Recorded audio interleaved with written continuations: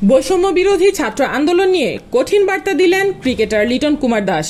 বললেন, ন্যায় বিচার ছাড়া কোনো দেশই উন্নতি করতে পারে না। লিটনের এই বার্তা অনেকের কাছেই বিস্ময় হয়ে এসেছে, কেননা দু একবার বিতর্কিত কর্মকাণ্ডের জন্য সমালোচিত হলেও কখনোই সামনে আসতে চাইতেন না জাতীয় দলের এই ক্রিকেটার। কিন্তু এবার আর নিজেকে আড়ালে না রেখে দিলেন কঠিন এক বার্তা। কোটা সংস্কার আন্দোলনকে কেন্দ্র করে সহিংসতা ও প্রাণহানির পর শিক্ষার্থীদের আন্দোলন নতুন মোড় নিয়েছে। এবার এক দফা অর্থাৎ সরকারের পদত্যাগের দাবিতে মাঠে নেমেছে ছাত্ররা। বাংলাদেশের চলমান এই সংকট নিয়ে উদ্বিগ্ন ক্রীড়াঙ্গনের তারকারাও। শুরু থেকেই শিক্ষার্থীদের পাশে ছিলেন বাংলাদেশ জাতীয় দলের wicket keeper batter Liton Kumar Das. এবার আরও একবার এই বিষয়ে মুখ খুললেন তিনি।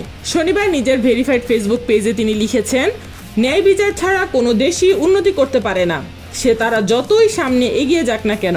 এর আগে লিটন নিজের আরেক পোস্টে লিখেছিলেন, কোথাও কোনো রক্তপাত, কোনো মৃত্যুই কেউ চায় না। দেশের তরুণরাই আগামীর ভবিষ্যৎ, তাই আর কোনো ভাই বোনদের উপর সহিংসতা দেখতে চাই না। চলমান সংকটের যৌক্তিকভাবে সমাধান হোক, দেশটা আমাদের সবার।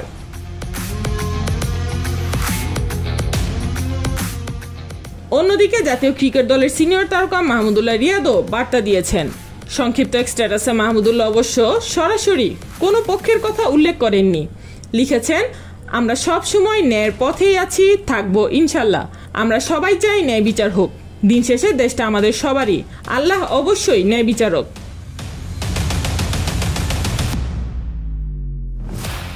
উল্লেখ্য, বৈষম্য বিরোধী শিক্ষার্থীদের ব্যানারে শুরু হওয়া আন্দোলন চলছে প্রায় মাসখানেক সময় ধরে। 9 দফা নিয়ে শুরু হওয়া সে আন্দোলন বর্তমানে এক দফায় পরিণত হয়েছে, যেখানে আন্দোলনকারীরা বর্তমান সরকারের পদত্যাগ দাবি করেছেন। তাদের আন্দোলন শুরুর পর থেকে এখন পর্যন্ত বহু সংখ্যক নারী, শিশু, শিক্ষার্থী নিহত হয়েছেন।